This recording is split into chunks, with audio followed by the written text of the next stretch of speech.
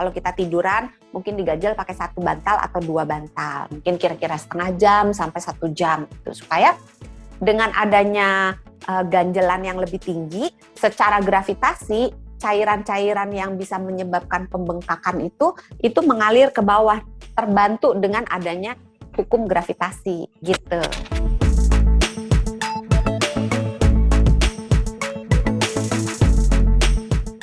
Oke, berarti RICE, rest, ice, compress, dan juga elevated. Oke. Iya. Tadi pertanyaannya tuh dok, kalau misalnya setelah 2 hari atau setelah beberapa hari RICE ini dilakukan berulang, tapi masih sakit juga, apa yang harus dilakukan? Nah, sebetulnya boleh ditambahkan dengan obat-obatan. Obat-obatan yang aman diminum itu biasanya obat-obatan yang jenisnya paracetamol.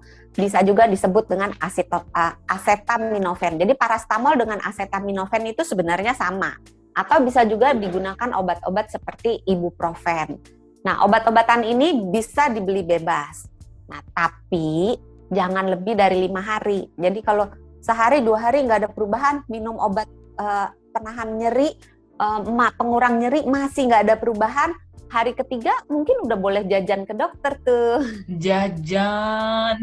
Iya. Cimol kali ya. Oke.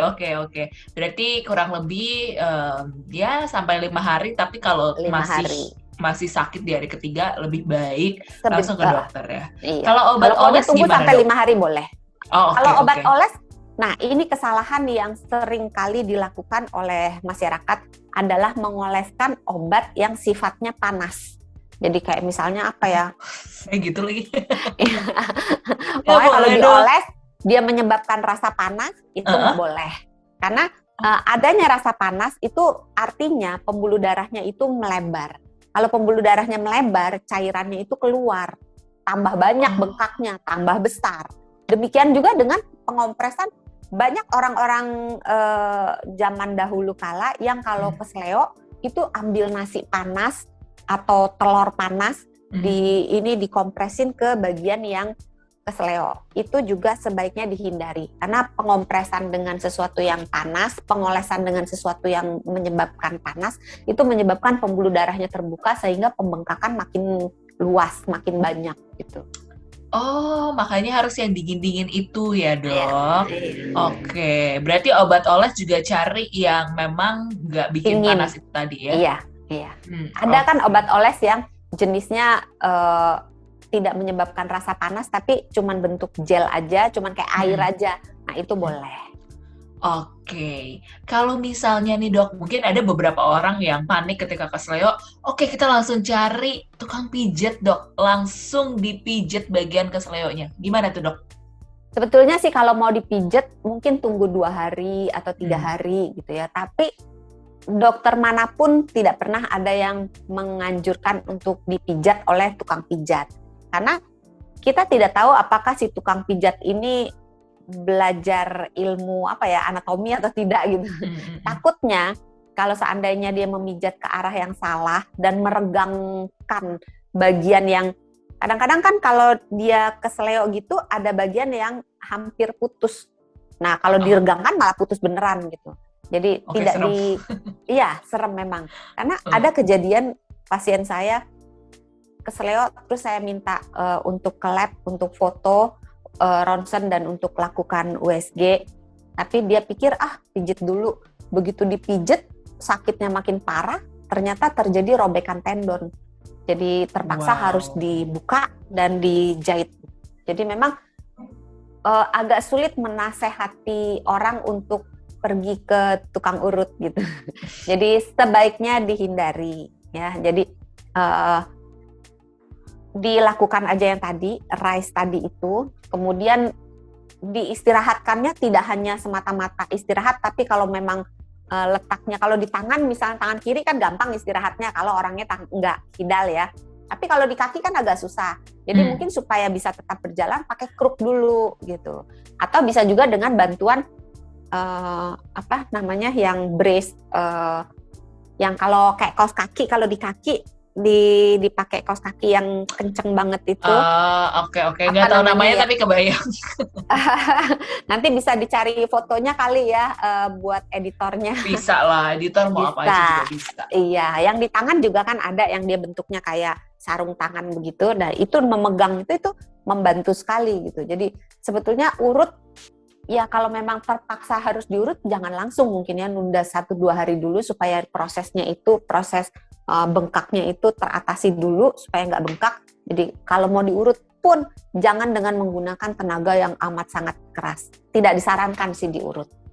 Oke, baiklah. Berarti itu ya yang perlu diperhatikan.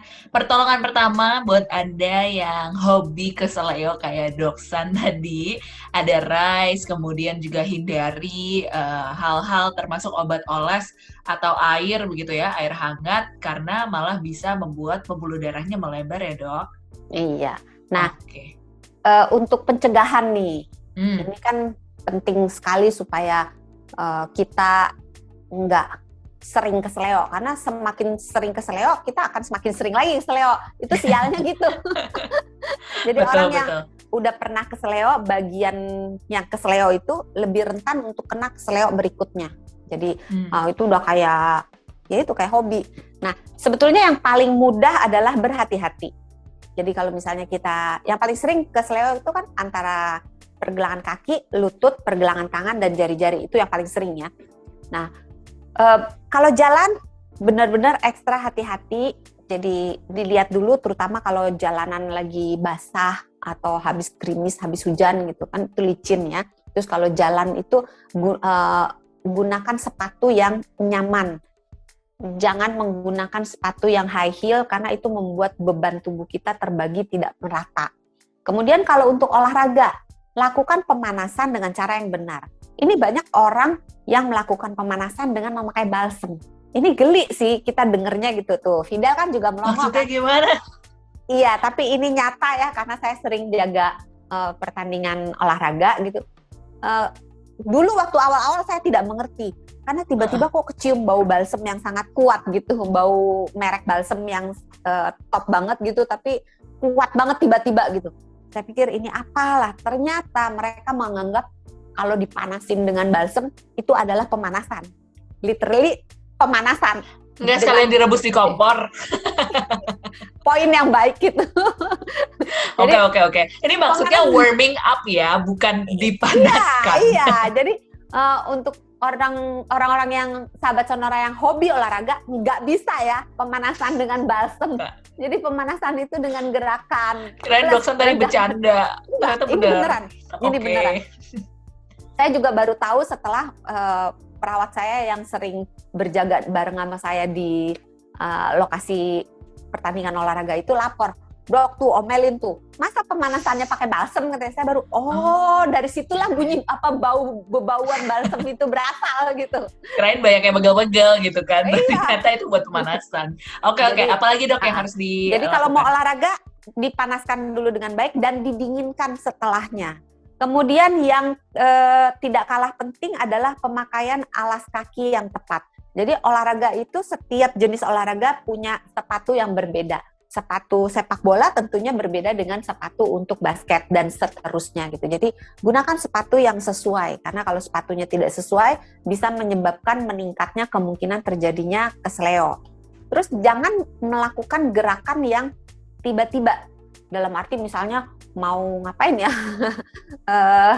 Lompat gitu. Ya. Pokoknya jangan melakukan gerakan yang tiba-tiba. Terus kalau lagi olahraga, kalau lagi badan gak enak, lebih baik ditunda. Karena kalau badan gak fit, kemungkinan untuk terjadinya cedera, kemungkinan untuk terjadinya keseleo jadi meningkat. Terus belajar jatuh, posisi jatuh yang benar. Oke. Itu diajarin loh kalau di di cabang-cabang olahraga atau enggak di cabang-cabang olahraga atau di cabang-cabang kayak silat gitu-gitu, diajarin cara jatuh yang benar. Jadi belajarlah cara jatuh yang benar. Baik. Oke. Terus satu lagi yang terakhir adalah sering aktif bergerak gitu, karena otot yang terlatih lebih jarang kemungkinannya terkena kesleo daripada otot yang jarang dilatih. Jadi berlatih dengan benar dan juga pertahankan berat badan supaya ideal, karena berat badan yang besar itu menyebabkan tekanan di kaki, terutama di pergelangan kakinya itu bertambah besar. Jadi dia kesleo jatuh dikit, bebannya tuh berat sehingga kemungkinan kesleonya lebih besar. Oke, baiklah. Ternyata banyak catatannya ya. Kirain kesleo simple aja gitu. Tapi itu tadi, sahabat Sonora, beberapa hal yang perlu Anda perhatikan. Pertolongan pertama, kalau Anda hobi kesleo, kayak Dokter Santi, jangan jadikan hobi lagi, silakan dikurangi. Hobi jadi kebiasaan jadi nggak sama sekali gitu ya. Jangan sering-sering kesleo ya. Dokter Santi, terima kasih banyak. Sama-sama, jangan lupa sehat itu mudah, sehat itu murah. Terima kasih juga buat Anda yang sudah nonton video ini. Masih banyak video menarik lainnya di YouTube channel Sonora FM. Dan buat Anda yang mau mendengarkan versi podcast, ada di Google Podcast, Apple Podcast, dan juga Spotify. Kita ketemu lagi di video berikutnya. Bye! Dah!